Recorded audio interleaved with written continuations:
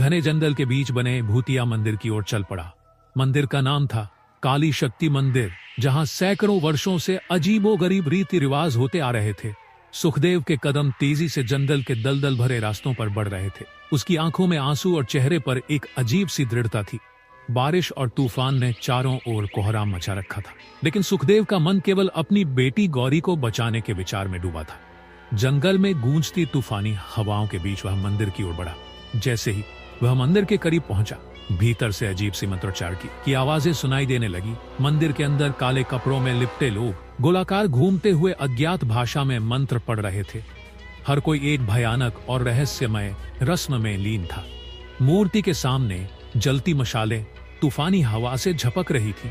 ऐसा प्रतीत हो रहा था जैसे यह रस्म किसी भयावह शक्ति को जागृत करने के लिए की जा रही हो।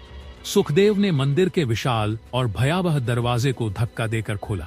अंदर घुसते ही उसकी नजर शैतानी मूर्ति और उसके सामने खड़ी बूढ़ी औरत पर पड़ी। वह औरत लालटेन लिए, सफेद पुतलियों और पीले टेढ़े मेढ़े दांतों के साथ डरावनी हंसी हंस रही थी। उसने सुखदेव को देखा और उसकी हंसी और तेज हो गई। तू यहाँ क्यों आया है? उसने कर्कश आवाज में पूछा। सुखदेव ने कांपते हुए कहा, मुझे मेरी बेटी को बचाना है। मुझे तुम्हारी मदद चाहिए। मुझे तुम्हारी मदद चाहिए।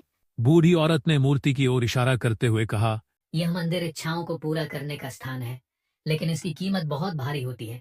क्या तू तैयार है उस कीमत को चुकाने के लिए? सुखदेव ने बिना सोचे समझे कहा, हाँ, मैं कुछ भी करने को तैयार हूँ।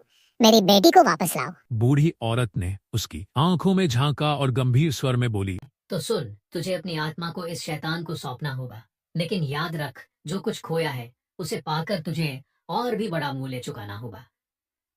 क्या तुझे यह शर्त मंजूर है? सुखदेव ने अपनी बेटी के ताबूत की ओर देखा। उसकी आंखों में एक पल के लिए डर और संकोच झलका, लेकिन अगले ही क्षण उसने दृढ़ता से कहा, हाँ, मैं तैयार हूँ। बूढ़ी औरत ने कुछ मंत्र पढ़े और मूर्ति की ओर लालटेन लेकर झुकी। उसने एक रस्म शुरू की। मंदिर के भीतर की ऊर्जा और भी भारी और डरावनी हो गई। सुखदेव के हाथों से ताबूत अचानक खुद ब खुद उठकर मूर्ति के पास चला गया। मूर्ति से एक भयानक काले धुएं का बादल निकला, जो गौरी के शरीर को ढकने लगा। धुआं धीरे धीरे ताबूत के भीतर समा गया। कुछ क्षणों बाद ताबूत से एक धीमी कराहने की आवाज आई। सुखदेव अविश्वास भरी नजरों से ताबूत की ओर देख रहा था। गौरी की उंगलियां हिलने लगीं, उसकी आंखें धीरे धीरे खुली। सुखदेव खुशी और सदमे के बीच दौड़ता हुआ ताबूत के पास पहुंचा। गौरी मेरी बच्ची, उसने उसे सीने से लगा लिया। गौरी की सांसें चल रही थीं, लेकिन उसकी आंखों में अजीब सी ठंडक और चेहरे पर एक अपरिचित सी क्रूरता थी। बूढ़ी औरत ने शैतानी हंसी के साथ कहा, तूने अपनी बेटी को वापस पा लिया, लेकिन अब तुझे शैतान की कीमत चुकानी होगी। सुखदेव ने पीछे मुड़कर उसकी ओर देखा। तुम क्या कह रही हो? मैंने तो सिर्फ अपनी बेटी की जान मांगी थी। बूढ़ी औरत ने क्रूरता से कहा, तूने शैतान से सौदा किया है। अब तेरा जीवन कभी पहले जैसा नहीं रहेगा। यह बच्ची अब सिर्फ तेरी बेटी नहीं है, यह उसकी छाया भी है। तू जल्दी ही समझ जाएगा कि यह सौदा तेरे लिए अभिशाप बन चुका है। सुखदेव ने उसे नजरअंदाज करते हुए गौरी को गोद में उठाया और मंदिर से बाहर निकल गया।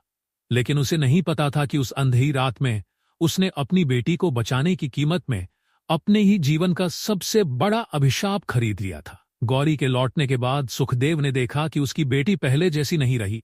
वह रात के समय जागती और उसकी आंखें सफेद चमकती थीं। कई बार वह मंदिर की ओर इशारा करके कहती, मुझे वापस जाना है, वो बुला रहे हैं। गांव में गौरी की हरकतों की चर्चा होने लगी। गांव वालों का कहना था कि उन्होंने गौरी को एक काले साये के साथ देखा। यह साया इतना डरावना था कि लोग उससे बचने के लिए रात में घरों से बाहर निकलने से कतराने लगे। एक रात सुखदेव ने देखा कि गौरी उसकी चारपाई के पास खड़ी थी।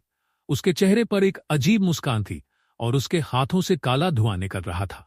उसने धीमे स्वर में कहा, आपने मुझे वापस लाने के लिए जो सौदा किया, उसकी कीमत अब चुकानी पड़ेगी। पता नहीं किया होगा।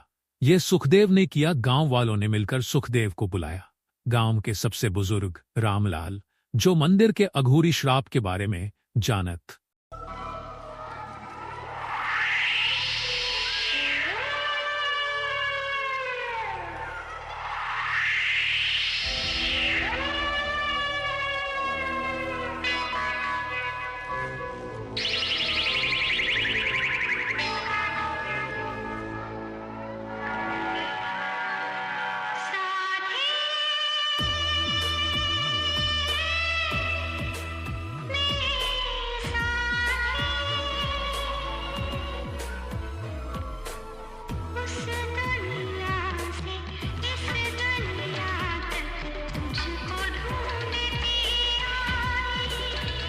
माँ, तुम इस दुनिया में सबसे अच्छी हो। मुझे कुछ नहीं चाहिए, बस तुम मेरे साथ रहो हमेशा।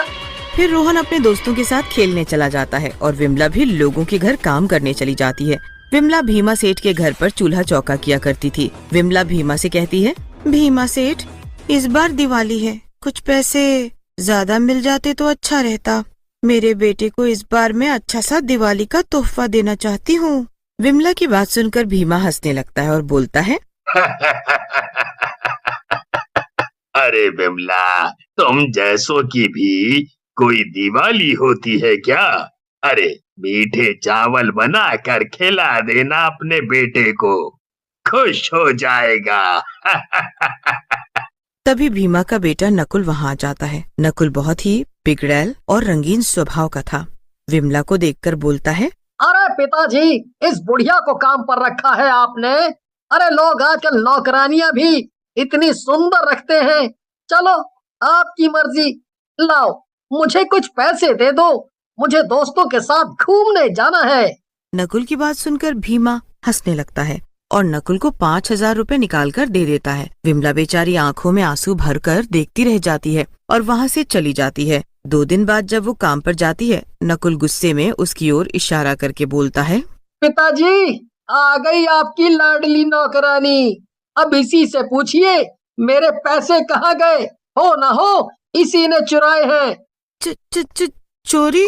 अरे आप ये कैसी बातें कर रहे हैं मालिक? और नकुल बेटा, मैं तो तेरी माँ जैसी हूँ, मैं भला क्यों चोरी करूँगी? वाह, देखो तो कैसे अनजान बन रही है। उस दिन तू ही पैसे मांग रही थी ना, जब मिले नहीं तो चोरी कर लिए। देखो विमला, देखो, अगर तुमने पैसे लिए हैं तो कबूल कर लो, मैं तुम्हें कुछ नहीं कहूँगा, समझी?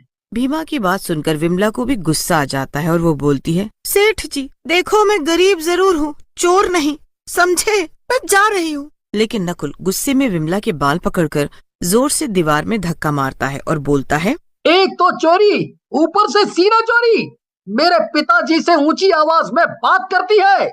विमला दीवार से जैसे ही टकराती है, उसकी जान निकल जाती है और वो मर जाती है। उधर भीमा का दोस्त रहीम भी वहाँ आ जाता है और सब अपनी आंखों से देख लेता है। अरे नकुल बेटा, ये क्या किया तुमने? इसको क्यों मार डाला? अगर पुलिस आ गई तो वो तुम्हें पकड़ कर ले जाएगी। नहीं नहीं पिताजी, मुझे बचा लो, मैंने जानबूझकर कुछ नहीं किया, मुझसे गलती हो गई। तभी वहाँ एक पुलिस वाला जिसका नाम राजू होता है आ जाता है और लाश को देखकर बोलता है, इस घर से बहुत आवाजें आ रही थी और मेरा शक भी सही निकला। तुम लोगों ने एक औरत को मार डाला। तुम सब लोग अंदर जाओगे। अरे राजू सर जी, तुम्हें क्या मिलेगा हमें पकड़कर? हाँ, यदि तुम चाहो तो मैं तुम्हें ना पकड़ने की फीस जरूर दे सकता हूँ। ऐसा कहकर भीमा अपनी जेब से नोटों की गड्डियां निकालकर राजू के आगे रख देता है, जिसे देखकर राजू बोलता है, अरे सेठ, इतने पैसे में तो तुम पूरे शहर का भी कत्ल कर दोगे तो मेरी आंखें बंद रहेंगी। ऐसा कहकर राजू वहाँ से चला जाता है। भीमा, नकुल और रहीम मिलकर विमला की लाश को अपने घर के पीछे करता है। आज पता नहीं माँ को क्या हो गया, माँ इतनी देर तो कहीं भी नहीं रुकती, ना जाने कहाँ रह गई। मालिक, माँ आज पूरी रात घर नहीं आई, ना जाने कहाँ है वो। आपको पता है क्या? वो आपके पास ही काम करती थी केवल। मुझे क्या पता तेरी माँ कहाँ है भाई? मेरे यहाँ से तो टाइम से चली गई थी। तू एक काम कर, कहीं और देख, शायद कहीं और हो।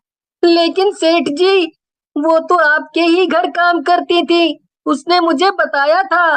तभी नकुल वहाँ आ जाता है। वो नशे में होता है और बोलता है, एक तो ये भिखारियों को ना जाने पिताजी क्यों मुंह लगा लेते हैं। अरे पिल्ले, तुझे बोला ना वो नहीं है, चल फुट यहाँ से। ऐसा कहकर नकुल रोहन को घर से उठाकर बाहर फेंक देता है और रोहन के सर पर चोट लग जाती है। रोहन रोता हुआ सड़क के किनारे बैठ जाता है। रोहन का रोना सुनकर विमला की आत्मा कब्र से बाहर आ जाती है और एक चुड़ैल में बदल जाती है। चुड़ैल रोहन के पास जाती है, लेकिन अदृश्य होने के कारण रोहन उसे देख नहीं पाता। मेरे बेटे को मैंने जीते जी कभी रोने नहीं दिया, लेकिन इन दुष्टों के कारण वो रो रहा है। मैं इन दुष्टों को ऐसा दंड दूंगी कि पूरी दुनिया इसे याद रखेगी। ऐसा कहकर चुड़ैल रोहन के सामने आ जाती है और रोहन के सर पर हाथ फेरती है।